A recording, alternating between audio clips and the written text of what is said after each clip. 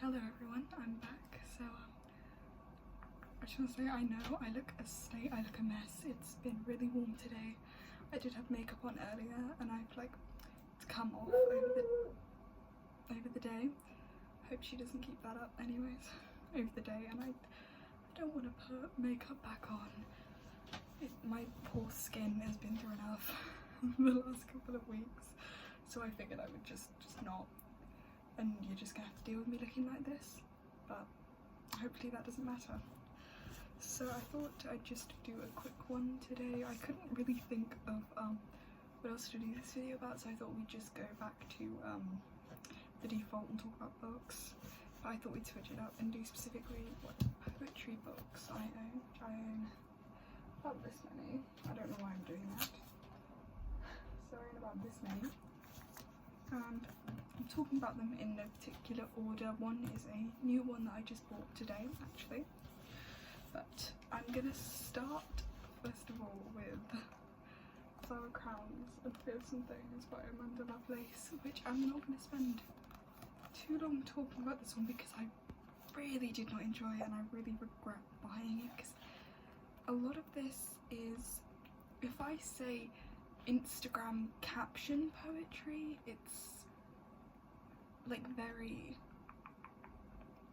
it's just not, I don't want to say it's not poetry because like who am I to like define what makes a whole genre of art? Like I don't have the authority to do that, but it's not very thought out. And I mean, one or two shorter, you know, quips here or there would be fine, but they're just, it's very tell not show. It's all very direct and there isn't much room for interpretation, and there is some like good poems here and there, but I think the biggest thing this suffers from is it being too long. You can get most really good poetry books are like this one. They are short. This one is, we'll talk about in a minute, this one's under 100 pages and it has some great poetry. You can tell the woman who wrote it was being discerning when she chose which ones to put in the specific books. She chose the ones with good quality. If Amanda Lovelace had done this, this book would be probably like 3/4 of its length, but at least it would be good quality. Maybe I could actually get behind her. Oh my god, Maisie, that's my dog. My parents have just left the house, so she is protesting by barking. I hope, if she keeps on, I will pause this and go downstairs and see if there's anything I can do to stop her, but she's a guard dog. She's a Turkish Kangal, so it's kind of in her nature to want to guard and bark, so it's kind of hard to stop her doing that, although we do try. But anyways, back on topic. Yeah, so that's all I really have to say. On a positive note though, it has some very pretty artwork, which is probably why I've kept it. The cover is gorgeous, and these little paintings, I don't know who does them, I don't know if it says, are really pretty. So it's very artistic, and I know Amanda Lovelace does make some I think she makes colouring books actually, and I think they are quite pretty, so I don't know. But anyways, the next one is the one I just showed you, which is Hannah Lowe's The Kids. Now, I bought this one on both of these actually were bought on an impulse buy. This one I regret, this one I do not. It was Costa Coffee's Book of the Year in 2021, which I didn't even know they did that, but there you go. It's really good. It's kind of got, they're decently short, but they're not crazy short if you look at, sort of see the average length of them, but they sort of they share an initial theme of being about Hannah Lowe's experience as an English teacher in South London, and with sort of the youth that makes me sound so weird, they're like the young people of South London, because like South London specifically has a, is it South London or am I just making that up? It's somewhere in London. It says on the back here.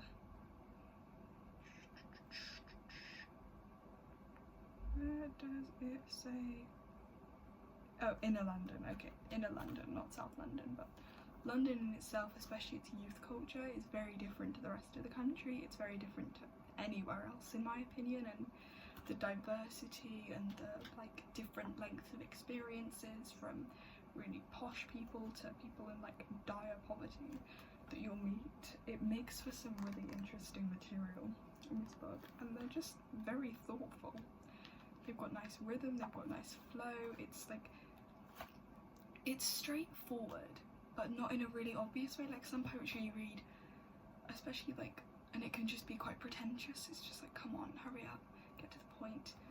And then at other times, sort of like this one suffers from, it's too straight to the point, and I think this one finds a really nice middle ground between that, between showing and not telling, but not being too pretentious in its wording, which I think is a really nice middle ground to find.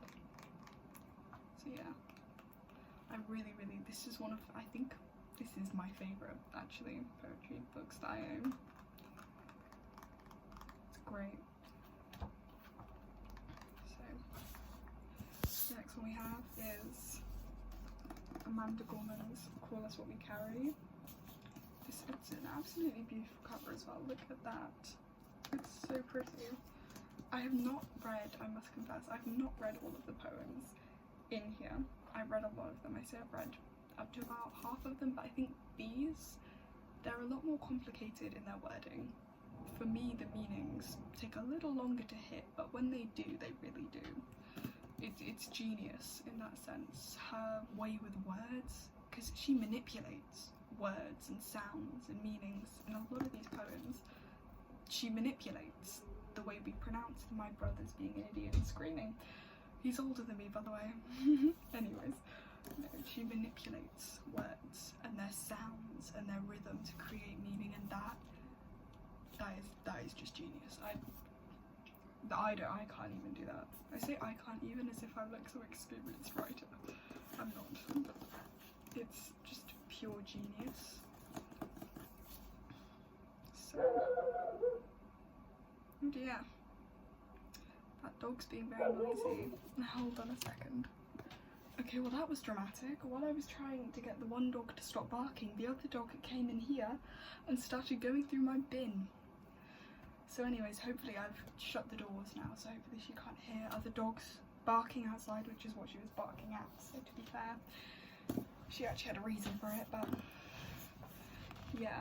So I haven't read all of these, but I have read enough of them to know I like it, and to know that she's good, and to know that I probably would, once I'm done working my way through this one, I probably will buy more of her work because she's really good. So this is the one that I just bought today. So I can't really say much about this other than that it has some pretty good Goodreads reviews, and then I'm pretty excited to get onto it. It's called Kit. It's by a woman called Megan Barker, I believe. It says on the inside here, it says, Megan and Kit met in their early 20s. Their friendship was intense, wild and true. Years later, when Kit becomes desperately unwell, Megan tries to pull her old friend back from the pieces.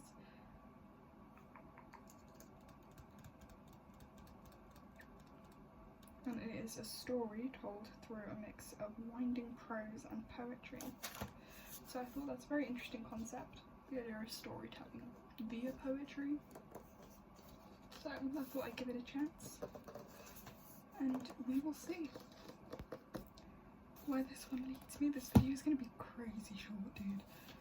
I don't really have that much to talk about really, but the next one is another one that I'm about over halfway through it, and I haven't finished just yet, but I'm enjoying. This is The Poetry Pharmacy, and this is a collection of different poems, most of them focusing on like positivity, and like most of them are sort of uplifting. The cool thing about this book is if I go to a random page here, you'll see the poem, and then there's a little commentary given by William, cannot pronounce that dude's last name, I'm afraid, but by the guy who put these all together. So it's really friendly to people who maybe haven't, because I know a lot of poetry when you first start to read it can be like, what the hell does that mean? It's like it's a lot of the reason why I think people are intimidated by it. It's a lot of the reason I was intimidated by it is because it can be quite pretentious. And you can feel a bit stupid if you read something and you don't get it first try. And the way that those like commentaries are worded, like help you to pick up on the meaning without telling it to you, so you don't feel stupid, but you're able to pick it up and you're able to sort of take on your own meanings. And a lot of these are really simple but effective. They have nice flow, nice rhythm, metaphors, but they're not all wrapped up in themselves, and I suppose that's because the aim of the poems in this book, it's called The Poetry Pharmacy, is to stick with people. A lot of them are quite shorter, and to help people feel better, which for a lot of them has actually worked. I read a lot of these before my exams and stuff, and the night before, sort of trying to hype myself up, and it worked.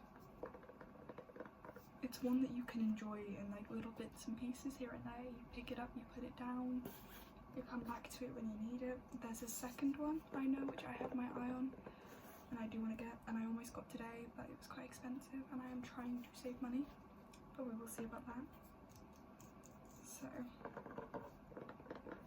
that's that. I know a lot of people love these. The next one I have is the first ever poetry book I bought, and this is Violet Bent Backwards Over the Grass by the one and only Lana Del Rey, who, since going to see her in Liverpool, my whole life has apparently revolved around this woman. But there is a really fun story connected to this book and Taylor Swift's Tortured Poets Department album, which both essentially as pieces of media changed the entire direction of my life, which I think I might do a video on soon at some point, because it's a very interesting story how both of those pieces of media as both a book and an album changed me as a person, changed the direction of my life. It may sound dramatic, but once you get the context of the full story, it's really not. And that's why, side rant, but that's why going to see her was just such a moment for me. Like, I'm gonna remember that night, I think, until I'm dead. I didn't expect to get so emotional, but she came on stage and it was like, this woman has been like, her art has been a rock for me for years. She's been the one to put the feelings I can't put into words, into more than just words. She's put them into songs. She's created art based on these feelings, and it's made me feel maybe I'm not crazy for some of the ways I feel, because other people feel it. And other people do have the words for it, and maybe one day I'll find the words for it. And this finds the word. There she is, there's Lana. And this finds the words for it.